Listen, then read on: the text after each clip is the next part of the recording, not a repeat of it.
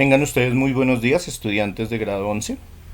En el día de hoy vamos a hablar del teatro contemporáneo, es decir, todo el teatro que se produjo a partir del siglo XX.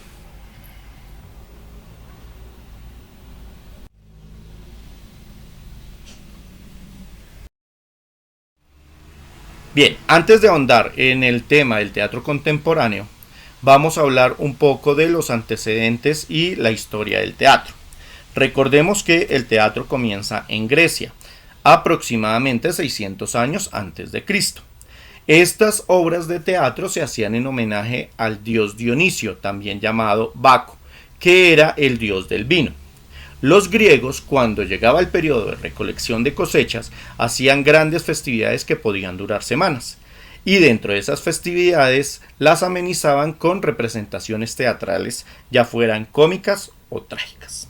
En la actualidad conocemos más tragedias que comedias, pero no es porque los griegos hayan escrito más tragedias que comedias, sino porque los archivos que se han encontrado completos han sido más de las tragedias. De las comedias se han encontrado muchos archivos incompletos que ha sido imposible unirlos o darle una línea conductiva a la historia. Después del teatro griego, el teatro pierde algo de importancia y vuelve a retomarla en el periodo clásico. Y este periodo es comprendido entre los años 1500 y 1700. Toma gran importancia en Inglaterra con el teatro isabelino, llamado así gracias a la reina Isabel I, quien dio grandes aportes a toda la parte científica y cultural, y dentro de estos grandes aportes apoyó mucho el teatro. Dentro de los principales autores de este periodo podemos contar a Ben Jonson, a Christopher Marlowe y al conocidísimo William Shakespeare. También podemos contar dentro del teatro clásico el siglo de oro español, comprendido entre los siglos XVI y XVII.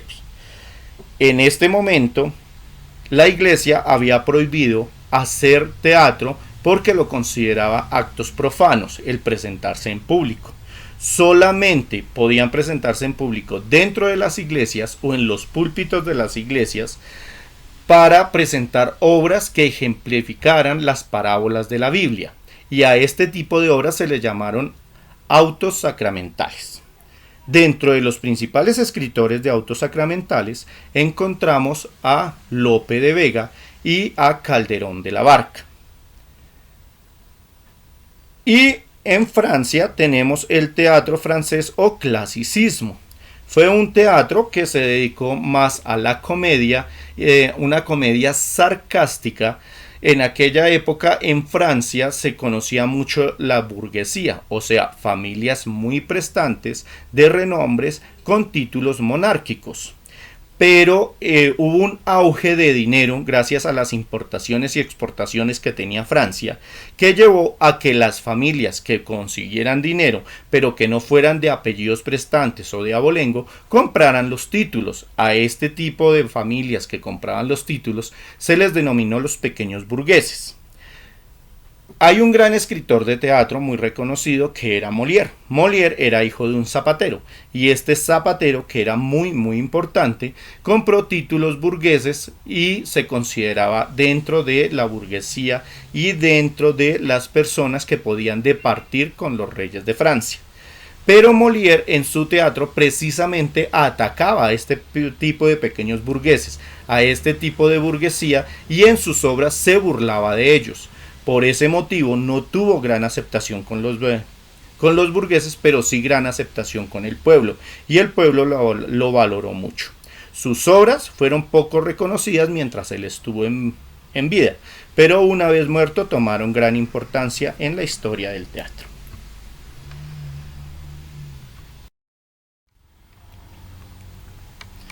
Después del periodo clásico, el teatro tiene otra pausa donde pierde gran importancia, y es hasta 1900 aproximadamente, donde un señor llamado Konstantin Stanislavski, quien nace en Rusia en 1863 y es un actor, dramaturgo y teórico teatral, comienza a transformar este teatro. ¿Qué sucede? Konstantin Stanislavski, en el grupo de teatro de Moscú, donde él es cofundador, conoce al actor Anton Chekhov, quien nace en Rusia también en 1860. Chekhov es actor de este grupo que es dirigido por Konstantin Stanislavski, pero además es dramaturgo y comienza a escribir sus obras, pero no las presenta, no las lleva a la escena. Es así como le presenta una de sus obras a Konstantin Stanislavski y este señor la lee y le parece muy interesante. Entonces se da la tarea de dirigir este montaje con su grupo de teatro. Recordemos, el grupo de teatro de Moscú. Konstantin Stanislavski monta la obra titulada La Gaviota, la cual al leerla le pareció muy interesante, pero cuando la lleva en escena, la obra es un completo fracaso. Esto lleva a Konstantin Stanislavski, que además es un psicopedagogo, a preguntarse cómo es posible que una obra que él, cuando la lee, le causa gran interés por su trama y por su escritura, cuando la lleva a escena es un completo fracaso y no logra cautivar al público. Dentro de sus averiguaciones comienza a darse cuenta que el problema no es la obra de teatro ni la historia, el problema son los actores que la están asumiendo. Por esta razón comienza a transformar todo el proceso actoral, hasta el punto de crear varios textos donde prepara a los actores para el nuevo teatro. Recordemos que en el teatro clásico los actores lo que hacían era memorizar unos textos poéticos y recitarlos de la mejor manera para que fuera llamativo al público. Pues Konstantin Stanislavski, que vuelvo y repito, es psicopedagogo, comienza a introducirle a la creación del actor la psicología y comienza a hacer que los dramas que vive el actor en escena los transforme de tal manera que se vean reales. Es decir, no es importante cómo se vea o cómo suena el texto, sino cómo el actor lo siente desde su parte interna y la lleva a la parte externa para transmitírsela a un público.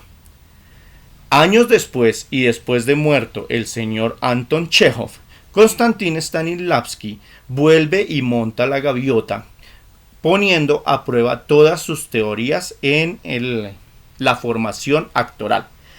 Y esta obra es un rotundo éxito, a tal punto que llevó a los actores a pensar en otra forma diferente de interpretar sus personajes que no partiera de la memorización, sino que partiera de su memoria emotiva para que lo que se transmitiera no fuera el texto, sino se transmitieran las emociones que se querían reflejar dentro de cada una de las obras y dentro de cada una de las escenas. Es decir, Konstantin Stanislavski crea una nueva forma de interpretar personajes y una nueva forma de formar actores para el teatro.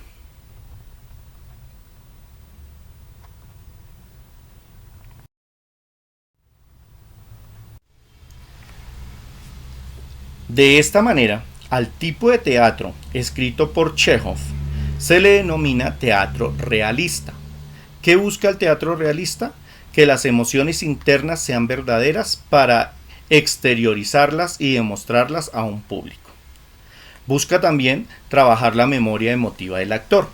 ¿Qué quiere decir? Que cuando el actor busque crear una emoción, la busque de sus vivencias, lleve y transforme lo que él ha vivido, todos sus momentos felices, tristes, fuertes, los vuelva a reproducir en su memoria y los transmita al público. También se tiene muy en cuenta los vestuarios y escenografía, los cuales son muy reales. Ya no son los trajes elegantísimos y los escenarios elegantes como lo veíamos en el teatro clásico, sino que eran escenarios muy reales de acuerdo a la obra que se estaba presentando. Y en especial no buscaba la exageración del actor. Buscaba que el actor fuera totalmente real y sus emociones fueran reales de acorde al conflicto que estaba enfrentando en escena.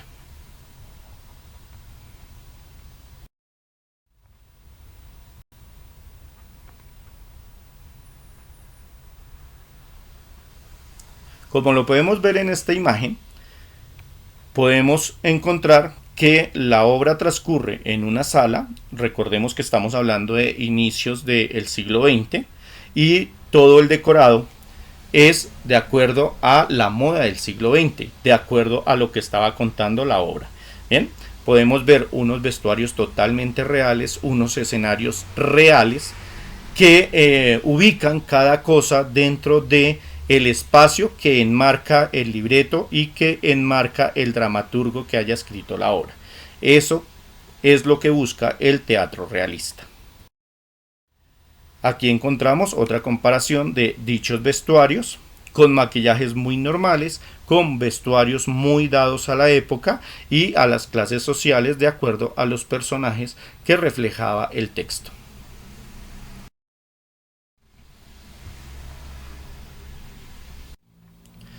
Años después, en Alemania, se da el movimiento del teatro épico, cuyo principal representante es Bertolt Brecht. Para Bertolt Brecht, lo importante es el discurso, siempre tiene un peso político.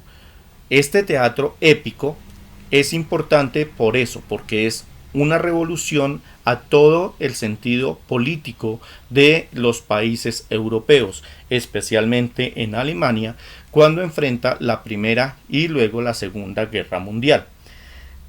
Entonces, por esta razón, pierde sentido para Bertolt Brecht en el escenario toda la parte actoral y toda la parte escénica y el vestuario. Lo importante es el discurso, pero manteniendo relación con el teatro realista de Chekhov, esas emociones y ese discurso o texto debe transmitirse con toda la emoción del caso, y esas emociones tienen que ser reales, y ahí es donde entra el peso del profesionalismo del actor que interprete estos textos. La emoción la crea el actor a partir de lo físico, y es muy importante para Bertolt Brecht el gesto, toda la parte interpretativa que nace del rostro y de la expresión corporal del actor. Los elementos en el escenario no son esenciales, no son importantes en la escena los elementos. Por eso se denomina un teatro minimalista. Lo que hay en escena en cuanto a elementos tienen que tener un protagonismo tan importante como el mismo actor. Y sus vestuarios y maquillajes son muy sencillos. Por todo esto, al teatro de Bertolt Brecht también se le denominó el teatro pobre.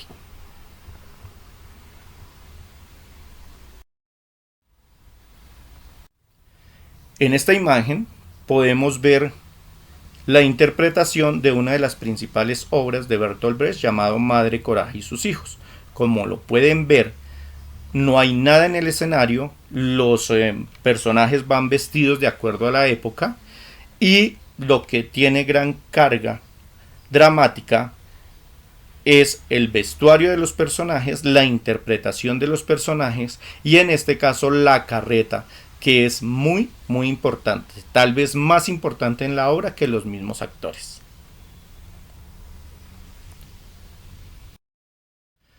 Aquí tenemos otra interpretación de otro grupo de la misma obra, de Madre Coraje y sus hijos. Sigue teniendo importancia la carreta porque es un elemento primordial dentro de la obra de teatro, pero quiero que miren los gestos de la actriz y la interpretación de la actriz.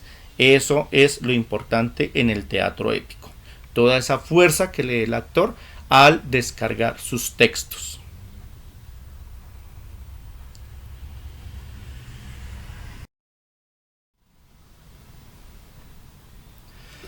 A mediados de los años 30, pero esta vez en Francia, toma gran importancia el denominado teatro del absurdo.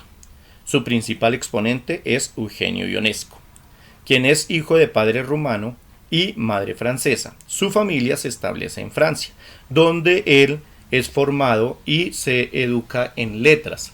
Su interés por la poesía lo lleva también a experimentar en las obras teatrales, como la juventud de él la atraviesa mientras la Segunda Guerra Mundial. Sus obras de teatro se las trabaja de una manera muy irónica, ya que no puede transmitir un mensaje directamente, porque podría ser acusado de revolucionario político. Para esto, él convierte al actor en personajes totalmente cómicos y se presta de unos diálogos totalmente irracionales, carentes de sentido, tanto de una escena con la otra como de sentido real, y unos vestuarios totalmente coloridos, con escenografías también coloridos y maquillajes, vestuarios y escenografía completamente exagerados para llevar su obra al público, de tal manera que este público que iba a divertirse encontrara un momento de entretenimiento dentro de todo el colorido de la obra que él presentaba de una manera irracional, mientras que los entendidos en política y en todas las estrategias militares de la guerra sintieran que la obra de teatro estaba representando la realidad y se sintieran acusados por Ionesco por medio de sus obras. En este teatro se juega, vuelvo y repito, la irracionalidad, se juega toda la parte corporal del actor para hacer cosas completamente burlescas, y tiene un juego el texto ligado al personaje creado por el actor, al vestuario y a la escenografía, que son completamente incoherentes y coloridos.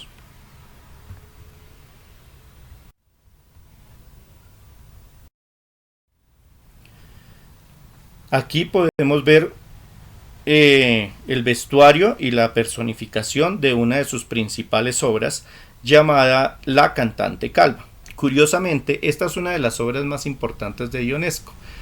Llama la atención porque se titula La cantante calva, pero en ella nunca aparece una cantante y mucho menos aparece una calva. Solamente es el juego irracional. Pero en esta obra se da la disputa por las situaciones sociales y de alcurnia de dos familias de alto abolengo, los Smith y los Martin. Aquí podemos encontrar o ver cómo se juega en el teatro del absurdo con los personajes, con los colores, con la exaltación de los rasgos de la cara, todas las facciones, los maquillajes exagerados, colores totalmente exagerados, vestuarios exagerados, y a eso se le añadía unos textos irracionales y una exageración también en el trabajo actoral.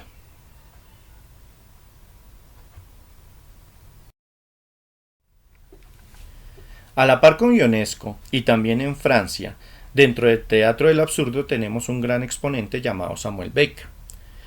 Las obras de Samuel Beckett también en sus diálogos son irónicos, satíricos y en algunos casos entra dentro de la depresión. La secuencia de los diálogos es irracional, al igual que las de Ionesco.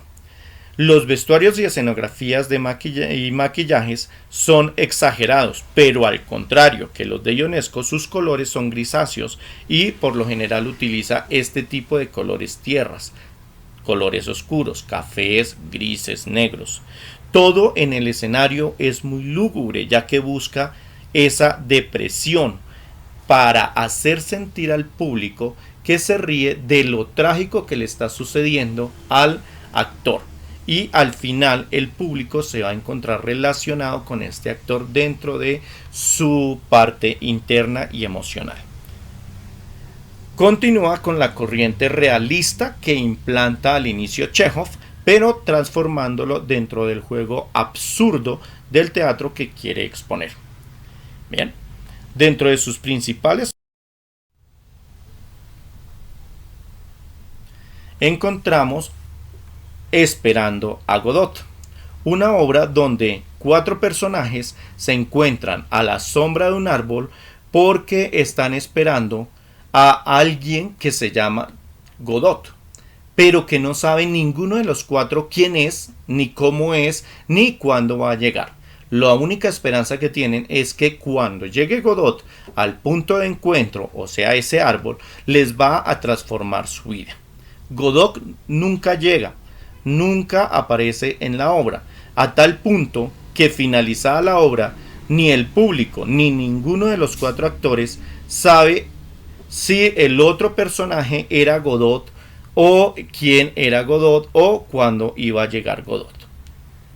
Entonces acá encontramos un reflejo de la obra, podemos ver los vestuarios, como les digo, en colores tierras grisáceos, jugando con tanto del actor como de los participantes y los acudientes a la obra.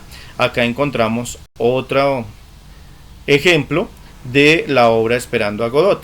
Este ejemplo es un poco más realista, con una escalera que lleva al infinito y unos personajes esperando a alguien que tienen la ilusión de que llegue, pero que al final nunca llega. Otro movimiento que se da en Europa, ya un poco a finales del siglo XX, es el teatro existencialista. Su principal representante es el filósofo existencialista Jean-Paul Sartre. En este teatro, los diálogos siempre expresan la angustia. Sus textos expresan la negación de la existencia de Dios y la libertad de elegir del hombre. El hombre tiene derecho a elegir su destino, pero también está condenado a ser víctima de lo que él elige. Por eso decimos que somos víctimas de nuestro propio destino. Es un destino que no nos lo marca nadie, lo marcamos nosotros con nuestros actos. En este teatro, su vestuario es recatado, o sea, podemos denominar que son vestuarios normales. Los escenarios no buscan lo común y responden al sentido de angustia que refleja el texto. Y el trabajo actoral mantiene las reglas del teatro realista. Como lo pueden ver, todos los movimientos teatrales que se dan en el siglo XX en Europa están basados en lo que plantea Chekhov y Konstantin Stanislavski, como les explicaba al inicio. Aquí podemos ver una imagen que refleja el teatro del señor Jean-Paul Sartre. En este caso, la angustia está reflejada en un reloj de fondo que va disminuyendo el tiempo poco a poco. O sea que entra la angustia de que se nos acabe el tiempo y no alcancemos a hacer aquellas metas que nos hemos propuesto o para lo que estamos enviados a este mundo. Y en esta otra imagen de otra obra de Jean-Paul Sartre, la angustia se refleja en la escalera. Como podemos ver, hay dos personajes tratando de subir los escalones o los peldaños de la escalera y tenemos la angustia de quién puede ser el primero, quién no va a lograr llegar y quién definitivamente no se atreve ni siquiera a tocar dicha escalera.